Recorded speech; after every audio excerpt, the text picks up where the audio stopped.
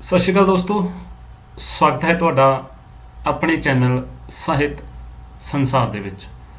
ਭਾਸ਼ਾ ਵਿਗਿਆਨ ਦੀ ਇਸ ਲੜੀ ਦੇ ਵਿੱਚ ਅੱਜ ਅਸੀਂ ਗੱਲਬਾਤ ਕਰਾਂਗੇ ਧੁਨੀ ਵਿਉਂਤ ਵਿਗਿਆਨ ਬਾਰੇ। ਦੋਸਤੋ, ਜਿਸ ਤਰ੍ਹਾਂ ਅਸੀਂ ਪਿਛਲੇ ਲੈਕਚਰ ਵਿੱਚ ਧੁਨੀ ਵਿਗਿਆਨ ਬਾਰੇ ਚਰਚਾ ਕੀਤੀ ਸੀ, ਅੱਜ ਅਸੀਂ ਇਸ ਲੈਕਚਰ ਵਿੱਚ ਧੁਨੀ ਵਿਉਂਤ ਵਿਗਿਆਨ ਬਾਰੇ ਚਰਚਾ ਕਰਾਂਗੇ। ਦੋਸਤੋ, ਹਰ ਮਨੁੱਖ ਆਪਣੇ ਉਚਾਰਨ ਅੰਗਾਂ ਰਾਹੀਂ ਅਸੀਮਤ ਧੁਨੀਆਂ ਉਤਪੰਨ ਕਰਨ ਦੀ ਸਮਰੱਥਾ ਰੱਖਦਾ ਹੈ, ਪਰ ਕਿਸੇ ਵੀ ਇੱਕ ਭਾਸ਼ਾ ਲਈ ਕੁਝ ਗਿਣਤੀ ਦੀਆਂ ਸੀਮਤ ਧੁਨੀਆਂ ਦੀ ਹੀ ਵਰਤੋਂ ਕੀਤੀ ਜਾਂਦੀ ਹੈ। ਭਾਸ਼ਾ ਵਿਸ਼ੇਸ਼ ਨਾਲ ਸੰਬੰਧਿਤ ਬੁਲਾਰੇ ਉਹਨਾਂ ਸੀਮਤ ਧੁਨੀਆਂ ਨੂੰ ਵਾਰ-ਵਾਰ ਪ੍ਰਸੰਗ ਅਨੁਸਾਰ ਉਚਾਰ ਕੇ ਸੰਚਾਰ ਪ੍ਰਕਿਰਿਆ ਕਰਦੇ ਹਨ। ਧੁਨੀ ਵਿਉਂਤ ਵਿਗਿਆਨ ਦਾ ਸੰਬੰਧ ਭਾਸ਼ਾ ਵਿਸ਼ੇਸ਼ ਦੀਆਂ ਧੁਨੀਆਂ ਦੇ ਅਧਿਐਨ ਨਾਲ ਹੁੰਦਾ ਹੈ। ਦੋਸਤੋ, ਸਮਝਣ ਵਾਲੀ ਗੱਲ ਇਹ ਹੈ ਕਿ ਜਿੱਥੇ ਧੁਨੀ ਵਿਗਿਆਨ ਦੇ ਵਿੱਚ ਮਨੁੱਖ ਦੇ ਸਰੀਰ ਦੇ ਜਾਂ ਮੂੰਹ ਚੋਂ ਉਤਪੰਨ ਹੋਣ ਵਾਲੀਆਂ ਸਾਰੀਆਂ ਹੀ ਧੁਨੀਆਂ ਦਾ ਅਧਿਐਨ ਕੀਤਾ ਜਾਂਦਾ ਹੈ, ਉਹ ਕਿਵੇਂ ਪੈਦਾ ਹੁੰਦੀਆਂ ਹਨ ਤੇ ਕਿਸ ਤਰ੍ਹਾਂ ਉਹਨਾਂ ਦਾ ਸੰਚਾਰ ਹੁੰਦਾ ਹੈ, ਇਸ ਖੇਤਰ ਵਿੱਚ ਧੁਨੀ ਵਿਗਿਆਨ ਆਉਂਦਾ ਹੈ।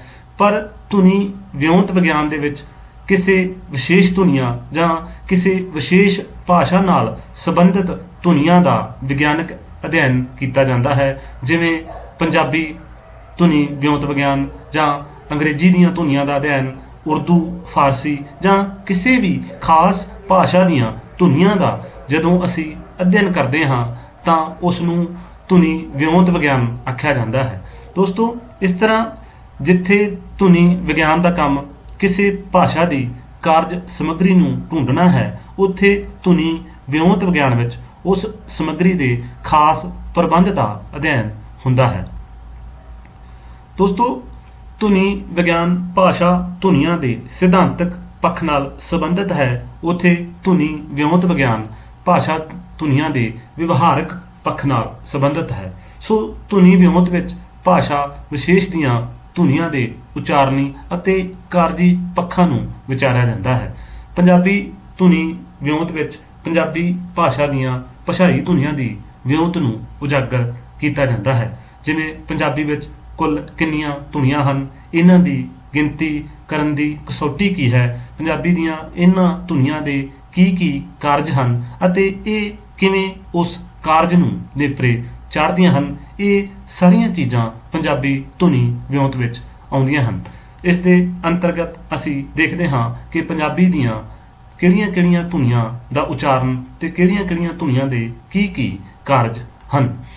ਦੋਸਤੋ, ਉਸ ਤੋਂ ਬਾਅਦ ਮਸਲਾ ਆਉਂਦਾ ਹੈ, ਜਿਸ ਤਰ੍ਹਾਂ ਅਸੀਂ ਪਿਛਲੇ ਲੈਕਚਰ ਵਿੱਚ ਵੀ ਜ਼ਿਕਰ ਕੀਤਾ ਸੀ ਕਿ ਭਾਸ਼ਾ ਧੁਨੀਆਂ ਦਾ ਵਰਗੀਕਰਨ ਕਿਵੇਂ ਕੀਤਾ ਜਾਂਦਾ ਹੈ। ਦੋਸਤੋ, ਭਾਸ਼ਾ ਵਿੱਚ ਵਿਚਰਨ ਸਮਰੱਥਾ ਦੇ ਆਧਾਰ ਤੇ ਭਾਸ਼ਾਈ ਧੁਨੀਆਂ ਨੂੰ ਮੁੱਖ ਦੋ ਭਾਗਾਂ ਵਿੱਚ ਵੰਡਿਆ ਜਾਂਦਾ ਹੈ। ਪਹਿਲਾ ਖੰਡੀ ਧੁਨੀਆਂ ਅਤੇ ਦੂਸਰਾ ਪਾਰਖੰਡੀ ਧੁਨੀਆਂ, ਜਾਂ ਇਹਨਾਂ ਨੂੰ ਅਖੰਡੀ ਧੁਨੀਆਂ ਵੀ ਕਹਿ ਲਿਆ ਜਾਂਦਾ ਹੈ। ਦੋਸਤੋ, ਸਭ ਤੋਂ ਪਹਿਲਾਂ ਅਸੀਂ ਗੱਲ ਕਰਦੇ ਹਾਂ ਖੰਡੀ ਧੁਨੀਆਂ ਦੀ। ਖੰਡੀ ਧੁਨੀਆਂ ਉਹਨਾਂ ਨੂੰ ਕਿਹਾ ਜਾਂਦਾ ਹੈ ਜਿਹੜੀਆਂ ਸ਼ਬਦਾਂ ਵਿੱਚ ਸੁਤੰਤਰ ਤੌਰ ਤੇ ਵਿਚਰਨ ਦੇ ਸਮਰੱਥ ਹੁੰਦੀਆਂ ਹਨ। ਇਹਨਾਂ ਨੂੰ ਭਾਸ਼ਾਈ ਬੋਲਾਂ ਵਿੱਚੋਂ ਵੱਖਰਾ ਕਰਕੇ ਨਿਖੇੜਿਆ ਜਾ ਸਕਦਾ ਹੈ, ਅਰਥਾਤ ਇਹਨਾਂ ਨੂੰ ਖੰਡਾਂ ਜਾਂ ਇਕਾਈਆਂ ਦੇ ਤੌਰ ਤੇ ਉਚਾਰਾਂ ਵਿੱਚੋਂ ਅਲੱਗ ਕਰਕੇ ਵਿਚਾਰਿਆ ਜਾ ਸਕਦਾ ਹੈ। ਦੋਸਤੋ, ਇੱਥੇ ਅਸੀਂ ਸਮਝਦੇ ਹਾਂ ਕਿ ਖੰਡੀ ਧੁਨੀਆਂ ਉਹਨਾਂ ਧੁਨੀਆਂ ਨੂੰ ਕਿਹਾ ਜਾਂਦਾ ਹੈ ਜੋ ਸ਼ਬਦਾਂ ਵਿੱਚ ਸੁਤੰਤਰ ਰੂਪ ਵਿੱਚ ਵਿਚਰਨ ਦੇ ਸਮਰੱਥ ਹੁੰਦੀਆਂ ਹਨ। ਦੋਸਤੋ, ਖੰਡੀ ਧੁਨੀਆਂ ਦੇ ਵਿੱਚ ਸਵਰ ਅਤੇ ਵਿਅੰਜਨ ਆਉਂਦੇ ਹਨ। ਸਵਰ ਧੁਨੀਆਂ ਉਹਨਾਂ ਖੰਡੀ ਧੁਨੀਆਂ ਨੂੰ ਕਿਹਾ ਜਾਂਦਾ ਹੈ ਜਿਨ੍ਹਾਂ ਦਾ ਉਚਾਰਨ ਕਰਨ ਸਮੇਂ ਸਾਡੇ ਫੇਫੜਿਆਂ ਵਿੱਚੋਂ ਬਾਹਰ ਨੂੰ ਨਿਕਲਦੀ ਸਾਹ ਦੀ ਹਵਾ ਬੇਰੋਕ ਗਤੀ ਨਾਲ ਮਲਕੜੇ ਜਿਹੇ ਮੂੰਹ ਵਿੱਚੋਂ ਬਾਹਰ ਨਿਕਲ ਜਾਂਦੀ ਹੈ। ਮੂੰਹ ਦੇ ਉਚਾਰਨੀ ਅੰਗਾਂ ਵਿੱਚੋਂ ਨਾ ਕੋਈ ਰੁਕਾਵਟ ਅਤੇ ਨਾ ਹੀ ਤੰਗੀ ਜਾਂ ਰਗੜ ਜਾਂ ਕੋਈ ਛੋਹ ਪੈਦਾ ਹੁੰਦੀ ਹੈ, ਪਰ ਸਵਰ ਧੁਨੀਆਂ ਦੇ ਉਚਾਰਨ ਸਮੇਂ ਜੀਭ ਤੇ ਬੁੱਲ ਅਹਿਮ ਭੂਮਿਕਾ ਨਿਭਾਉਂਦੇ ਹਨ। ਦੋਸਤੋ, ਸਵਰਾਂ ਬਾਰੇ ਅਸੀਂ ਅਗਲੇ ਲੈਕਚਰਾਂ ਵਿੱਚ ਮੁਕੰਮਲ ਤੌਰ ਤੇ ਚਰਚਾ ਕਰਾਂਗੇ, ਪਰ ਇੱਥੇ ਸਭ ਤੋਂ ਸਮਝਣਯੋਗ ਗੱਲ ਇਹ ਹੈ ਕਿ ਸਵਰ ਧੁਨੀਆਂ ਉਹਨਾਂ ਖੰਡੀ ਧੁਨੀਆਂ ਨੂੰ ਕਿਹਾ ਜਾਂਦਾ ਹੈ ਜਿਨ੍ਹਾਂ ਨੂੰ ਉਚਾਰਦੇ ਵਕਤ ਸਾਡੇ ਫੇਫੜਿਆਂ ਵਿੱਚੋਂ ਜੋ ਹਵਾ ਹੈ ਉਹ ਬੇਰੋਕ ਬਾਹਰ ਲੰਘਦੀ ਹੈ। ਜਿਸ ਤਰ੍ਹਾਂ ਦੋਸਤੋ ਤੁਸੀਂ 10 ਸਵਰਾਂ ਵਿੱਚੋਂ ਕੋਈ ਵੀ ਸਵਰ ਉਚਾਰੋਗੇ ਆ, ਈ, ਊ, ਤਾਂ ਜੋ ਹਵਾ ਹੈ ਉਹ ਸਿੱਧੀ ਹੀ ਸਾਡੇ ਮੂੰਹ ਦੇ ਵਿੱਚੋਂ ਬਾਹਰ ਨਿਕਲ ਜਾਂਦੀ ਹੈ। ਕਿਤੇ ਵੀ ਰੋਕ ਪੈਦਾ ਨਹੀਂ ਹੁੰਦੀ, ਕਿਤੇ ਵੀ ਹਵਾ ਨੂੰ ਕੋਈ ਰੁਕਾਵਟ ਨਹੀਂ ਆਉਂਦੀ। ਤਾਂ ਇਹਨਾਂ ਧੁਨੀਆਂ ਨੂੰ ਉਚਾਰਦੇ ਵਕਤ ਬੇਰੋਕ ਹਵਾ ਦਾ ਲੰਘ ਜਾਣਾ ਇਹਨਾਂ ਦੀ ਵਿਸ਼ੇਸ਼ਤਾ ਹੈ। ਇਹ ਸਨ ਸਵਰ ਧੁਨੀਆਂ। ਦੋਸਤੋ ਖੰਡੀ ਧੁਨੀਆਂ ਦਾ ਅਗਲਾ ਪਾਠ ਹੈ ਵਿਅੰਜਨ। ਦੋਸਤੋ ਵਿਅੰਜਨ ਧੁਨੀਆਂ ਉਹਨਾਂ ਖੰਡੀ ਧੁਨੀਆਂ ਨੂੰ ਕਿਹਾ ਜਾਂਦਾ ਹੈ ਜਿਨ੍ਹਾਂ ਦੇ ਉਚਾਰਨ ਸਮੇਂ ਸਾਡੇ ਫੇਫੜਿਆਂ ਵਿੱਚੋਂ ਬਾਹਰ ਨੂੰ ਆਉਂਦੀ ਸਾਹ ਦੀ ਹਵਾ ਰੌਂ ਨੂੰ ਮੂੰਹ ਬੋਲ ਦੇ ਕਿਸੇ ਨਾ ਕਿਸੇ ਸਥਾਨ ਜਾਂ ਹਿੱਸੇ ਤੇ ਰੋਕ ਕੇ ਉਚਾਰਿਆ ਜਾਂਦਾ ਹੈ। ਇਸ ਤਰ੍ਹਾਂ ਸਪਸ਼ਟ ਹੈ ਕਿ ਸਵਰ ਧੁਨੀਆਂ ਅਤੇ ਵਿਅੰਜਨ ਧੁਨੀਆਂ ਦੀ ਵਰਗਮੰਡ ਦਾ ਆਧਾਰ ਸਾਡੇ ਅੰਦਰੋਂ ਬਾਹਰ ਨੂੰ ਨਿਕਲਦੀ ਹੋਈ ਹਵਾ ਦੀ ਰੌਂ ਹੀ ਹੈ। ਇਸ ਵਿਧੀ ਨਾਲ ਉਚਾਰੀਆਂ ਜਾਂਦੀਆਂ ਧੁਨੀਆਂ ਨੂੰ ਨਿਵੇਸ਼ੀ ਧੁਨੀਆਂ ਵੀ ਕਹਿ ਲਿਆ ਜਾਂਦਾ ਹੈ। ਇਸ ਦੇ ਉਲਟ ਜਿਨ੍ਹਾਂ ਧੁਨੀਆਂ ਦਾ ਉਚਾਰਨ ਅੰਦਰ ਨੂੰ ਜਾਂਦੀ ਸਾਹ ਦੀ ਹਵਾ ਰੌਂ ਤੇ ਰੋਕ ਪੈਣ ਕਾਰਨ ਹੁੰਦਾ ਹੈ ਉਹਨਾਂ ਨੂੰ ਪ੍ਰਵੇਸ਼ੀ ਧੁਨੀਆਂ ਕਿਹਾ ਜਾਂਦਾ ਹੈ। ਦੋਸਤੋ ਪਰ ਪ੍ਰਵੇਸ਼ੀ ਧੁਨੀਆਂ ਸੰਸਾਰ ਦੀਆਂ ਭਾਸ਼ਾਵਾਂ ਵਿੱਚ ਨਾ ਹੋਣ ਦੇ ਬਰਾਬਰ ਹੀ ਹਨ। ਮਤਲਬ ਇਹਨਾਂ ਦੀ ਗਿਣਤੀ ਬਹੁਤ ਹੀ ਘੱਟ ਹੈ। ਸੰਸਾਰ ਦੀਆਂ ਤਕਰੀਬਨ ਸਾਰੀਆਂ ਭਾਸ਼ਾਵਾਂ ਦੀਆਂ ਧੁਨੀਆਂ ਨਿਵੇਸ਼ੀ ਹਨ। ਭਾਰਤੀ ਭਾਸ਼ਾਵਾਂ ਵਿੱਚੋਂ ਸਿੰਧੀ ਅੱਜਕੱਲ ਇਸ ਦਾ ਖੇਤਰ ਪਾਕਿਸਤਾਨ ਵਿੱਚ ਹੈ, ਇੱਕ ਅਜਿਹੀ ਭਾਸ਼ਾ ਹੈ ਜਿਸ ਵਿਚਲੀਆਂ ਧੁਨੀਆਂ ਦਾ ਇੱਕ ਵਰਗ ਦਾ ਉਚਾਰਨ ਪ੍ਰਵੇਸ਼ੀ ਵਿਧੀ ਰਾਹੀਂ ਕੀਤਾ ਜਾਂਦਾ ਹੈ। ਦੋਸਤੋ ਇੱਥੇ ਨਿਵੇਸ਼ੀ ਅਤੇ ਪ੍ਰਵੇਸ਼ੀ ਨੂੰ ਚੰਗੀ ਤਰ੍ਹਾਂ ਸਮਝ ਲਿਆ ਜਾਵੇ। ਨਿਵੇਸ਼ੀ ਤੋਂ ਭਾਵ ਹੈ ਜਦੋਂ ਅਸੀਂ ਧੁਨੀਆਂ ਉਚਾਰਦੇ ਵਕਤ ਆਪਣੇ ਸਾਹ ਨੂੰ ਬਾਹਰ-ਬਾਹਰ ਕੱਢਦੇ ਹਾਂ ਅਤੇ ਪ੍ਰਵੇਸ਼ੀ ਵਿੱਚ ਅਸੀਂ ਧੁਨੀਆਂ ਨੂੰ ਉਚਾਰਦੇ ਵਕਤ ਹਵਾ ਨੂੰ ਅੰਦਰ-ਬਾਹਰ ਧੱਕ ਲੈਂਦੇ ਹਾਂ ਜਾਂ ਅੰਦਰ-ਬਾਹਰ ਨੂੰ ਖਿੱਚ ਲੈਂਦੇ ਹਾਂ। ਦੋਸਤੋ ਇਹ ਸਨ ਖੰਡੀ ਧੁਨੀਆਂ, ਸਵਰ ਅਤੇ ਵਿਅੰਜਨ। ਇਸ ਤੋਂ ਅਗਲਾ ਪਾਠ ਹੈ ਪਾਰਖੰਡੀ ਧੁਨੀਆਂ ਜਾਂ ਅਖੰਡੀ ਧੁਨੀਆਂ। ਦੋਸਤੋ ਪਾਰਖੰਡੀ ਧੁਨੀਆਂ ਸ਼ਬਦਾਂ ਵਿੱਚ ਸੁਤੰਤਰ ਰੂਪ ਵਿੱਚ ਵਿਚਰਨ ਦੀ ਸਮਰੱਥਾ ਨਹੀਂ ਰੱਖਦੀਆਂ। ਇਹ ਹਮੇਸ਼ਾ ਹੀ ਖੰਡੀ ਧੁਨੀਆਂ ਨਾਲ ਮਿਲ ਕੇ ਹੀ ਆਪਣਾ ਭਾਸ਼ਾਈ ਕਾਰਜ ਕਰਦੀਆਂ ਹਨ।